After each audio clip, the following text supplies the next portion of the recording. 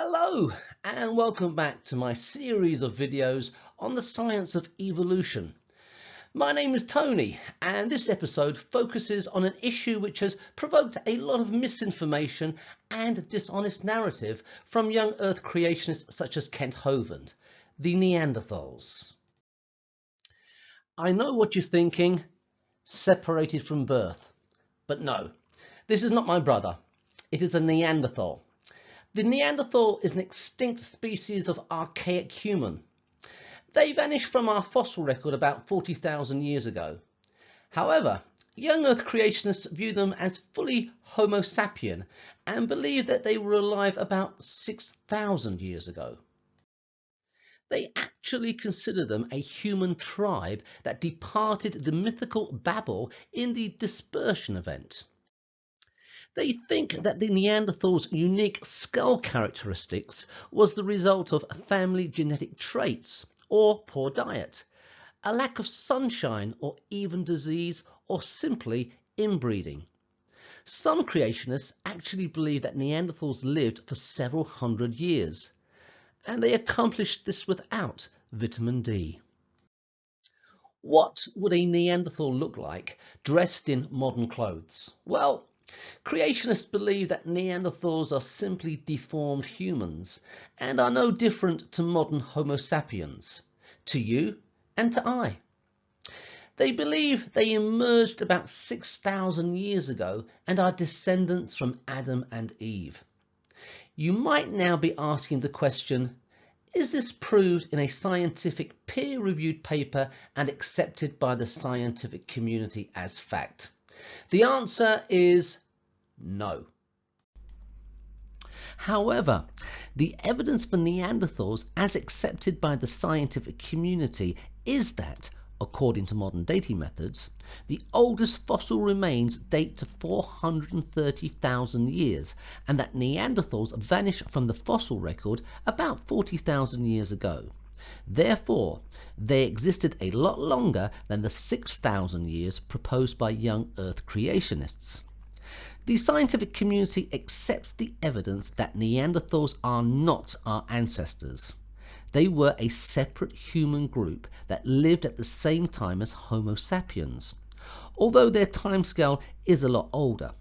In fact, about 50,000 years ago, Neanderthals were not the only separate human group to Homo sapiens. There was also Homo florensis and Homo Denisovans. Believe it or not, but the first Neanderthal fossils discovered were not identified as being separate from anatomically modern humans. Maybe it's essential to remember that these fossils were being discovered at a time in history when the majority of people in Western culture still believed in Adam and Eve, and the thought of a separate human species would have been regarded as religious heresy. Despite early finds of Neanderthal fossils in the 19th century, it was not until 1856 that a school teacher named Johann Karl Fuhlrott recognized bones discovered in the Neander Valley in Germany as being distinct from anatomically modern humans. He contacted the German anthropologist Herm Schaffhausen, who studied these remains in 1857. The fossils comprised the cranium, thigh bones, right arm, left humerus, part of the right shoulder blade, and pieces of ribs. In 1908, an almost complete fossil of a Neanderthal was discovered at La Chapelle-aux-Saints. It was named the Old Man. Despite only being about 40 years of age when he died, this male Neanderthal had lost almost all his teeth and was crippled with arthritis. Marceline Boole reconstructed the arthritic fossil as a slouching, ape-like creature. This fueled the popular image of Neanderthals as barbaric, slouching, dumb primitives. This popular image of Neanderthals actually persisted until the 1960s. Better archaeology, numerous fossil finds in the 20th century, and the advent of 20th and 21st century genetic science means we now have a better understanding of the Neanderthals, their origins, the life they lived, and their relationship with Homo sapiens. And new genetic evidence has been able to prove a common ancestral relationship between Neanderthals and Homo sapiens to a species called Homo heidelbergensis. 90% of the heidelbergensis fossil record has been discovered at Cima de los Huesos in Spain. These limestone caves have produced more than 5,500 human skeletal remains deposited during the Middle Pleistocene period, at least 350,000 years ago. These remains represent 28 individuals of the Homo heidelbergensis species. The fossil's genetic analysis show relatedness to hominins in the later Pleistocene period, which is 129,000 to 11,700 years ago. This means relatedness to Neanderthals. In 2016, nuclear DNA analysis determined Cima hominins to carry Neanderthal characteristics, which supports this statement. In 2019, analysis of Neanderthal teeth found at Cima indicated that Homo sapiens and Neanderthals had a common ancestor that lived 800,000 years ago. This would indicate Homo heidelbergensis as that ancestor. Archaeological and genetic evidence has allowed us to put some clarity to the evolutionary timeline of Neanderthals. The science of geology also helps us to track the evolution of the Neanderthal.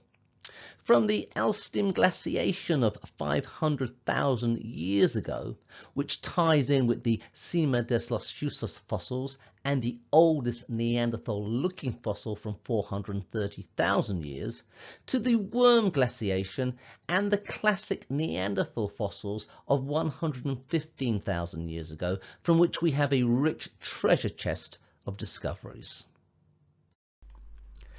The scientific community accepts the fact that Homo sapiens and Neanderthals share a common ancestor, probably a species called Homo heidelbergensis. This was the first species to have a brain as big as Homo sapiens. They existed during the Middle Pleistocene, which is between 770,000 to 126,000 years ago.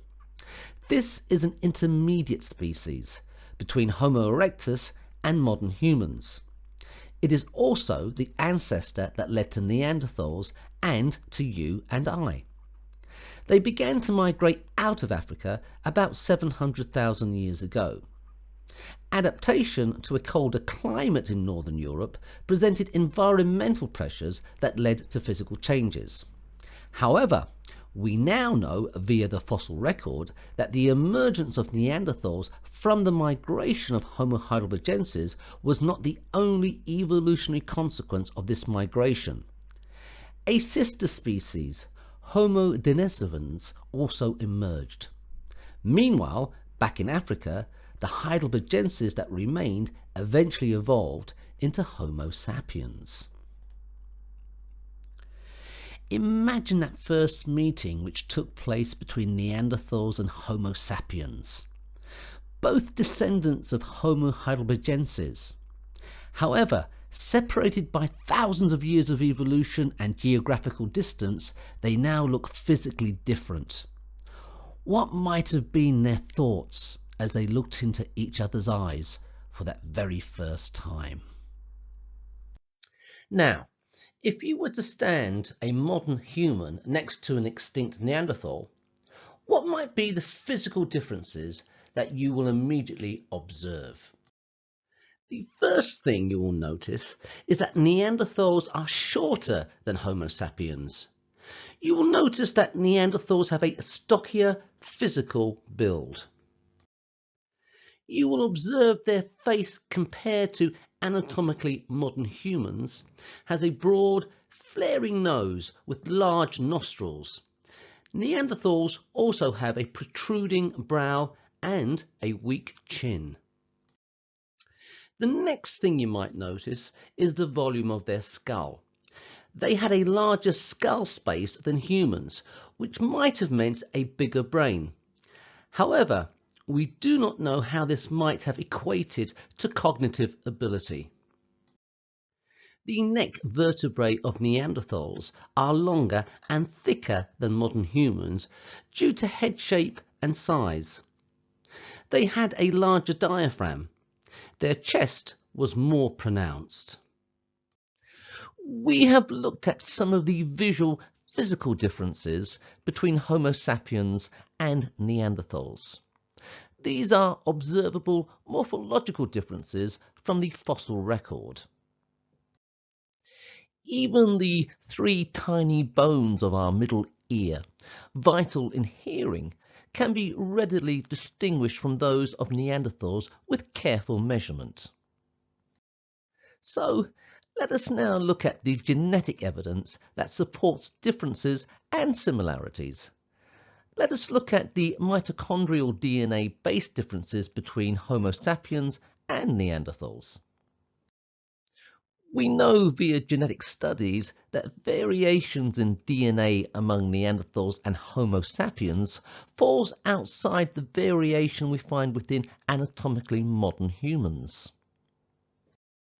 We know via our studies that anatomically modern humans carry 42 fixed amino acid changes in 36 genes, while Neanderthals carry 159 such changes.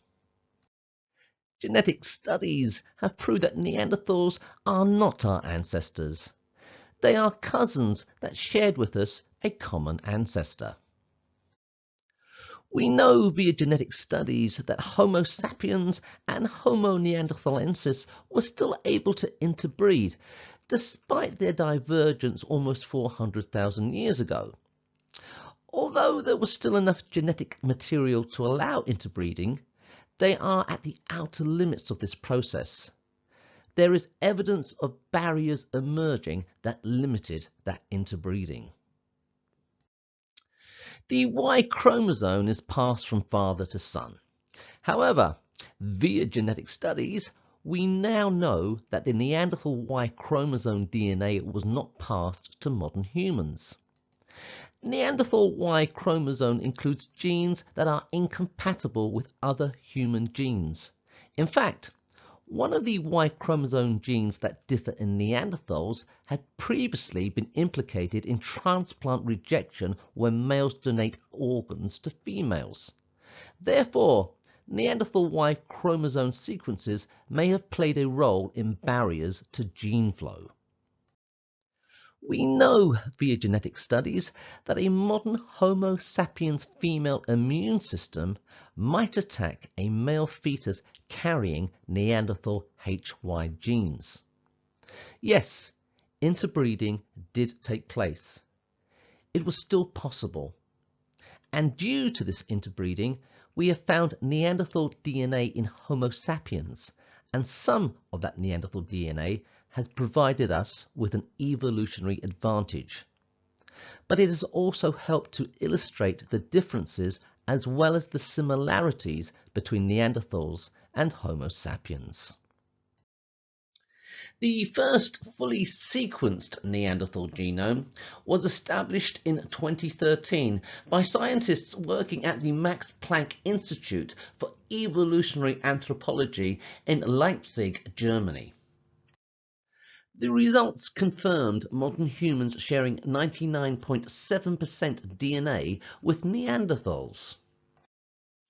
Compare that with modern grey wolves and modern domesticated dogs who share even more DNA at 99.9%.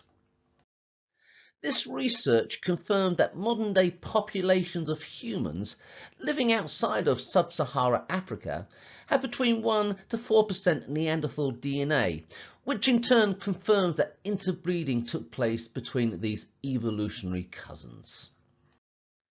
The catalogue includes differences in genes that code for functioning elements such as proteins, in which Neanderthal versions are more like those of the chimpanzee than present-day humans. Some evolutionary changes were found in known genes involved in cognitive development, skull structure, energy metabolism, skin morphology, and wound healing. The sequencing concluded that the most recent ancestor to Neanderthals and Homo Sapiens lived 706,000 years ago, indicating it was Homo heidelbergensis who is our common ancestor. The separation of humans and Neanderthals occurred about 370,000 years ago.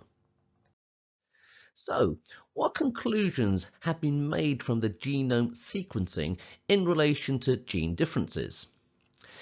Differential activity in Hox cluster genes lie behind many of the anatomical differences between Neanderthals and modern humans, especially in regards to limb morphology, as we have already noted in observing physical differences.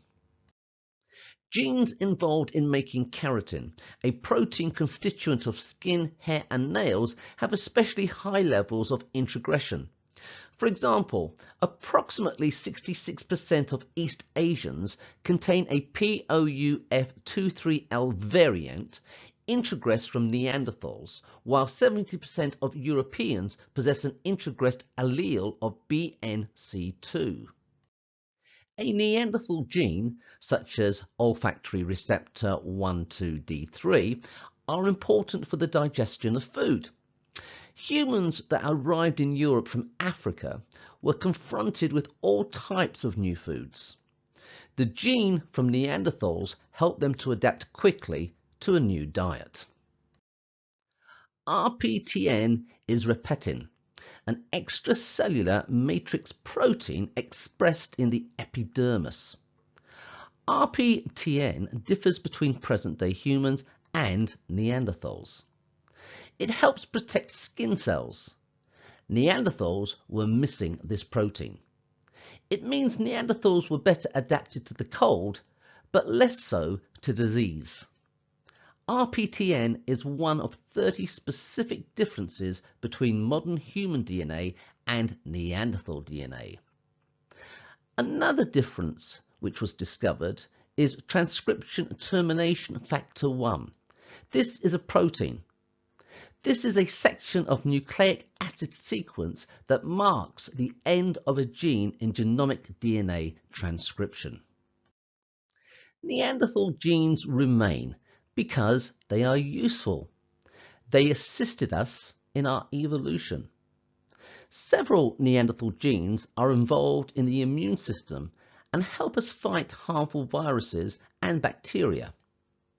Obviously, there was a higher percentage of Neanderthal DNA within our system 50,000 years ago. Over time, a percentage of Neanderthal DNA has diminished. When Neanderthals became extinct, no more Neanderthal DNA could be added to the human genome.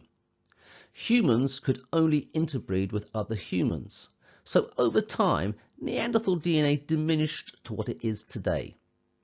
However, it is estimated that 20% of Neanderthal DNA currently survives in modern humans. Despite this, studies have also shown that interbreeding led initially to exposure of each species to unfamiliar viruses. We know that Neanderthal variants affect the risk of developing several diseases, including lupus, Crohn's disease, type 2 diabetes, and severe COVID-19. On the 3rd of July 2020, scientists reported finding that a major genetic risk factor of the COVID-19 virus was inherited from archaic Neanderthals 60,000 years ago. It is estimated that 16% of Europeans and 50% of South Asians have the particular sequence on chromosome 3, with 63% Bangladeshis having these gene sequences. Genetic studies suggest there have been at least 3 episodes of interbreeding. A 2016 study in which scientists published a new set of Neanderthal DNA sequences from the Altai cave in Siberia, as well as Croatia, show evidence of human Neanderthal interbreeding as far back as 100,000 years. The data tells us that an early migration of humans left Africa before the population that survived and gave rise to all contemporary non-African modern humans. Despite the many physical and genetic differences between Homo sapiens and Neanderthals that have occurred since their divergence, there was still enough genetic similarity at their last points of meeting, just over 50,000 years ago, to allow successful interbreeding. However, no Neanderthal DNA is on the Y chromosome, which only males have. Almost all offspring were female. Scientists believe Neanderthal Y chromosome carried harmful mutations for humans. So, if a human woman became pregnant by a Neanderthal, her body would likely trigger a miscarriage. As only fathers can pass on Y chromosome to their sons, it means Y chromosome was eventually eliminated from our gene pool. This is another reason why Neanderthals are viewed as our cousins. Scientists have established that Neanderthals had large brains, although cognitive ability remains questionable. We know that they used stone-tipped spears, which they created using adhesives, probably from resin or tar, and bound with plant fibres. With the use of stone technology, they also used scrapers, harpoons, and engraving tools. They wore primitive-style clothes, probably furs and skins from animals. They used fire for cooking. However, there is still ongoing research on whether they could actually create fire themselves. We know that Neanderthals had a social structure and looked after their sick or injured group members. They buried their dead. They hunted in coordinated groups. There is some evidence they were capable of using medicinal plants and caring for fractured bones. It appears they used various caves for shelter. However, there is no conclusive evidence that they had religious beliefs or that they created art. Neanderthals leave the fossil record about 40,000 years ago. But why? There is no conclusive answer. Despite existing for some 400,000 years, we know via genetics and fossils that their population remained small and that they lived in small groups with limited social interaction between settlements. This would have led to inbreeding and a lack of diversity. Another hypothesis is that after the last migration of humans, Neanderthals were either killed off or outbred by their Homo sapien cousins. Their extinction remains an open question. As previously stated, some young Earth creationists wish to promote that Neanderthals were simply deformed Homo sapiens. They claim they were a human tribe descended from Adam and Eve, whose physical appearance was the result of inbreeding. Due to the fact that they believe the universe is only 6,000 years old, they also believe Neanderthals emerged, lived, and became extinct within just a few thousand years.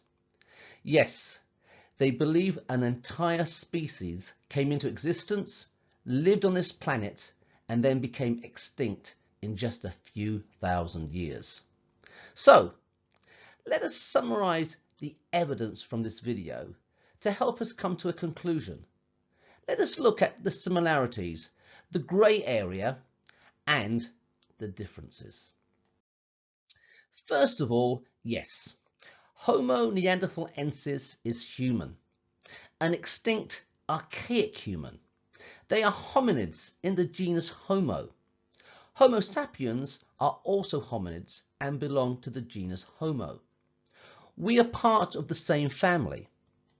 But are we brothers and sisters or simply cousins?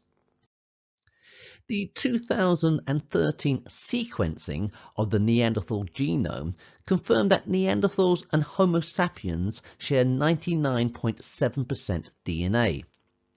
The FOXP2 gene in modern humans is associated with speech and language development.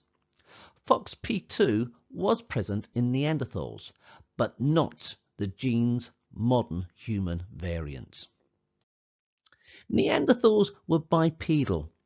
They had a brain size comparable to Homo sapiens. Homo sapiens and Neanderthals both have 23 pairs of chromosomes. Neanderthals used tools. They used fire for warmth, cooking, and protection from other predators. They fashioned primitive forms of clothing from animal skins. They buried their dead. They cared for their sick and elderly. They were capable of using medicinal plants and using splints for bone fractures. As you can see, all very similar to how Stone Age Homo sapiens lived. There is no conclusive evidence that any cave art belongs to Neanderthals. Were they capable of abstract thinking like Homo sapiens? We do not know. Despite finding an ancient musical instrument during excavations, there is no conclusive evidence that such items were created by Neanderthals. There is no conclusive evidence that they had a religious belief or that they used language to communicate. We have looked at the similarities and looked at some of the grey areas that connect Neanderthals to Homo sapiens. But what about the differences? What are the differences and how do they connect us as cousins sharing a distant ancestor rather than brothers and sisters? Well, as you can see from this illustration, the physical differences are obvious. The Neanderthals were shorter. They had large noses and a protruding brow ridge. They had a sloping forehead and no chin, with a large diaphragm. Since scientific studies and research into Neanderthal DNA, we have been able to conclude that the difference in Neanderthal Hox cluster genes lay behind the physical differences between them and Homo sapiens. Genetics confirm that modern humans share 99.9% DNA with one another. However, we share 99.7% with Neanderthals compared to 98.8% with chimpanzees. Genetics prove that there are differences between Homo sapiens and Neanderthals in respect of genes that code for functioning elements such as proteins. RPNN is one of 30 specific differences between Neanderthals and Homo sapien DNA.